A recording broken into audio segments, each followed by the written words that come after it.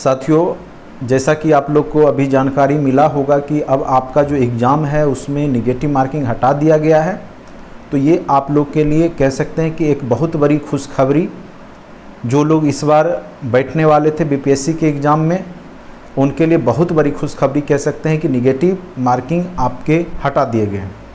क्या होता है कि कई बार आप क्वेश्चन को जानते हुए भी निगेटिव मार्किंग के चक्कर में वो क्वेश्चन नहीं बना पाते हैं और उस समय आपका जो है दिमाग उस समय सही से नहीं लग पाता है, जिस कारण से आप निगेटिव और भी बढ़ा लेते हैं। ठीक है, तो अगर बीपीएससी ने निगेटिव को हटाया है तो छात्र हित में, अभ्यर्थी के हित में एक बहुत बड़ा कदम है। साथ ही एक बात और बीपीएससी के चेयरमैन साहब ने क्लियर करने का प्रयास किया है कि जो बीएड वाले हैं, बीएड धारी हैं, उनका क्या होगा। ठीक है, तो उनके बारे में उन्होंने साफ बोला है कि जब सुप्रीम कोर्ट में फिर से अगर कोई पुनर्याचिका दायर किया जाता है, अगर हो सकता है कि छात्र के हित में फिर से फैसला आए, चूँकि बहुत नंबर ऑफ़ स्टूडेंट्स की संख्या बहुत ज़्यादा है, तो कभी भी न्यायिक व्यवस्था नहीं चाहती है कि लोगों के अहित हो, छात्रों का अहित हो, अभ्यर्थियों का अहित हो। तो उस परिस्थिति में बीपीएससी आपका रिजल्ट जारी करेगी और फिर उन छात्रों को मौका देगी जो बीएड धारी हैं।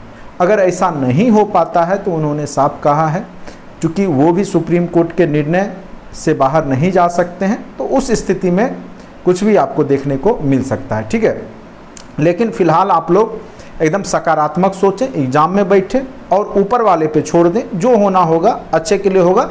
और सुप्रीम कोर्ट कभी भी आपके अहित नहीं चाहेगी, किसी भी अभ्यर्थी का अहित नहीं चाहती है। ठीक है, वो भी निर्णय जो आया है वो कहीं ना कहीं छात्र हित से ही जुड़ा हुआ है, जो डीएलएड वाले हैं उनके हित से जुड़ा है।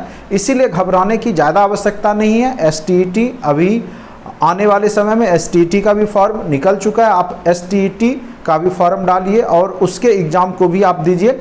कम से कम एक एक्सपीरियंस रहेगा जो आने वाले समय में जो आप लोग एसटीईटी में जब बैठेंगे, और वो आपको ज़रूर वहाँ पे मदद करेगा। आप अब ईजिली, जब आपने बीपीएससी की तैयारी की है तो आप ईजिली जो है एसटीईटी को क्वालिफाई कर लेंगे और फिर आगे फिर बीपीएससी फिर आपको 9, 10, 11, 12 में टीचर बनने का मौका निश्चित रूप से देगी। निश्चित रूप से सीट बहुत ज़्यादा खाली रहेंगे। फिर आपके 6 to 8 और 11, 12 का फिर से बहाली निश्चित तौर पे अगले वर्ष देखने को मिलेगा ही। तो इसीलिए आप लोग जो है पॉजिटिव, सकारात्मक अभी रहें। ज़्यादा नेगेटिव आपको सोचने की आवश्यकता बिल्कुल नहीं है, नकारात्मक तो बिल्कुल ना हो, क्योंकि अब एग्ज़ाम का टाइम आ चुका है और आप लोगों ने तैयारी कर लिया है। ठीक है, जो होना था आपने वो पूरा काम कर लिया। ठीक है, अब निगेटिव सोच के ही अपना ही अहित होगा। हो सकता है कल के डेट में पुनर्याचिका में फिर से इस वर्ष तक के लिए वो लागू कर दिया जाए, या हो सकता है कि एग्ज़ाम जब से आपका फॉर्म निकला, चूँकि आपके एडमिट कार्ड आ चुके हैं आपके लिए, हो सकता है कि वो प्रभावी हो 11 अगस्त के बाद के डेट में। उससे पहले वाले जितने भी नियोजन है, चूँकि अगर मान के चलिए जो 6ठा चरण है वो बहाली हो चुका है, तो उसको क्या सुप्रीम कोर्ट हटा देगी? नहीं हटाएगी। उस परिस्थिति में हो सकता है कि आपका निर्णय पॉजिटिव आ जाए, तो हो सकता है कि आप भी टीचर 1 to 5 में भी बन सकते हैं। ठीक है, इसीलिए फिलहाल आप लोग कोशिश कीजिए एग्जाम को क्रैक करने का, और नो निगेटिव आया है, सारे क्वेश्चन को कलर कीजिएगा अच्छे से। कोई भी क्वेश्चन आपको छोड़ना नहीं है, सारे क्वेश्चन को आपको कलर करना है। ठीक है, तो निश्चित तौर पे आप देखेंगे कि आपका रिजल्ट होगा। हमने तरीका भी बताया है, पहले किस सेक्शन को अटेम्प्ट करना है। तो सबसे पहले आप रीजनिंग बनाएंगे, फिर मैथ बनाएंगे, फिर जीके जीएस को बनाएंगे, और सारा टॉपिक हमने करा रखा है। क्या करना है, नहीं करना है, वो हमारे चैनल पे भी आपको अच्छे से सब कुछ बता दिया गया है, और सारे मटेरियल हमारे कंटेंट में अवेलेबल हैं, और सारा कुछ आपको हमने करा रखा है। इसीलिए अब आपका अंतिम समय है, पॉजिटिव सोचिए, पॉजिटिव होगा, जो होगा अच्छे के लिए होगा, ऑल इज वेल। ठीक है, वो याद ही होगी आप लोग को, वो मूवी का जो डायलॉग है, ऑल इज वेल। ठीक है, जो होता है अच्छे के लिए होता है, जो होगा वो भी अच्छे के लिए होगा। इसीलिए कभी भी नकारात्मक ना बने, बिल्कुल सकारात्मक रहिए, एग्जाम दीजिए, दिल से दीजिए। ठीक है, इसमें ये नहीं कि अब रिजल्ट नहीं बनेगा, क्या होगा, वो बात की बात है। मैं शुरुआत से ही बोलते आया हूँ, जब मैं पढ़ाता हूँ तब भी बोलता हूँ, आपका काम है कर्म करना, आपका काम फल देना नहीं है। फल बहुत बातों पर निर्भर करता है।